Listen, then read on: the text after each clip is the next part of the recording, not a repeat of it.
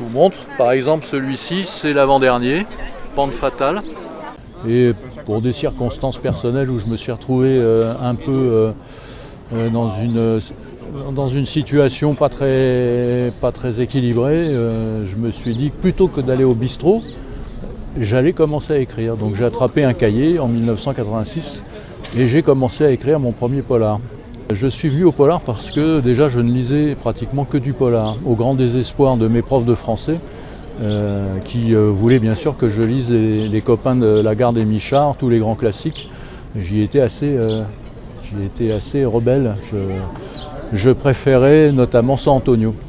Et donc voilà, à force de lire des San Antonio, mais aussi des Maigret, des Agatha Christie, des ex-Braya, je me suis imprégné de toute cette atmosphère de polar 2 et je ne me serais pas du tout vu écrire autre chose que du polar. Ma deuxième série de polar se passe effectivement à Lyon, parce que je suis arrivé à Lyon quand je l'ai commencé, ou en tout cas je l'ai commencé un peu après être arrivé à Lyon, que la première série je n'avais pas trouvé d'éditeur donc je l'ai arrêtée. Ça c'est ma première série donc, que j'ai auto-éditée quand j'étais à la retraite. Donc avec un personnage récurrent qui est aussi le pseudo sous lequel je les ai écrits, Luc Castillon.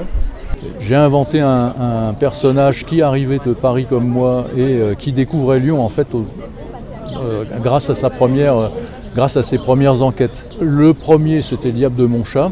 Pourquoi ? Parce que j'avais beaucoup erré dans le quartier de Montchat quand je suis arrivé sur Lyon. J'avais mes bureaux qui étaient cours Albert Thomas, mais je me paumais inexplicablement dans Montchat quand j'y allais. Et puis j'ai commencé à écrire un deuxième polar avec le même personnage.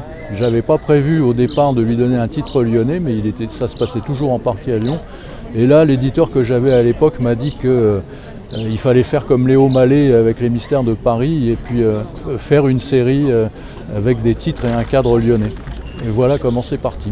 Alors, le personnage de cette série de polars lyonnaises est un commissaire de la PJ qui s'appelle Abel Sévrac, qui est muté de Paris à Lyon pour des raisons disciplinaires, qui va récupérer la brigade criminelle de Lyon, la PJ, et qui va laisser sa femme à Paris parce qu'elle ne voulait pas le suivre. Il est plus ou moins en cours de divorce parce que c'est un personnage foncièrement infidèle.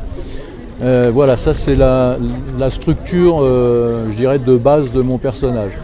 Pourquoi est-ce que je vais travailler plus sur un quartier que sur un autre ? Je dois dire que ça a relevé un peu du hasard, comme pour Montchat à l'origine, parce que je me paumais dans ce quartier, que j'y ai mis une partie de l'intrigue.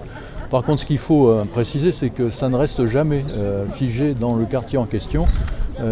Ça, pour toi, mes polars ont pour toile de fond Lyon, ses environs, et parfois ça s'évade un peu partout. Par exemple, j'en ai un, Mourir à Aîné, dans le quartier d'Aîné, il démarre en Andalousie. Le dernier, Garo-Broto, il démarre à Minorque.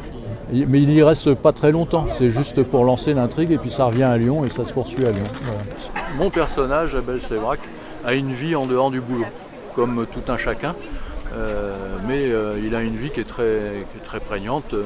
Il a une femme qui est restée à Paris, finalement il n'a pas divorcé à cause des enfants. Ils ont 3 enfants, déjà assez âgés puisqu'ils sont tous les 3 à la fac.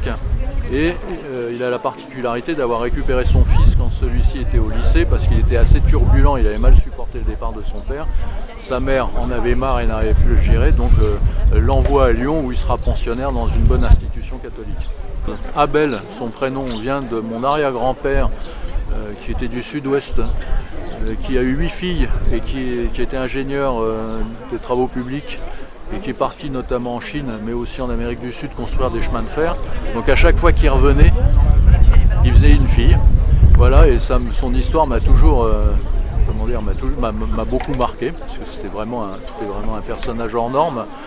Et puis Sévrac, ça pourrait être ardéchois, la terminaison en -ac, mais c'est pas ardéchois, ça vient de Sévrac le château en Aveyron. Bon, ça c'est une histoire de voyage de vacances. Je prenais le train de nuit à Austerlitz, à la gare d'Austerlitz à Paris, pour aller chez mon parrain qui avait une maison à Méruès.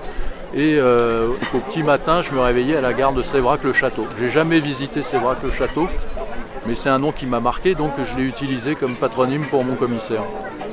Alors mes livres sont édités par les éditions A.O. André Audemars. C'est une petite maison d'édition qui est à Villeurbanne. il est diffusé, donc il est en autodiffusion, donc on ne les trouve pas chez tous les libraires. Par contre, l'éditeur étant référencé chez les libraires, on peut les commander. Si on ne les trouve pas, le libraire le commande et il l'a généralement dans les 48 heures qui suivent. Sinon, ils sont tous au 2 titres de Bellecour, par exemple. Le responsable Pollard aime bien la série et donc les suit. Et il y a quelques librairies dans Lyon, que je ne vais pas toutes les citer, mais qui connaissent la série, qui en ont quelques titres et qui commandent bien évidemment lorsqu'on leur demande gentiment.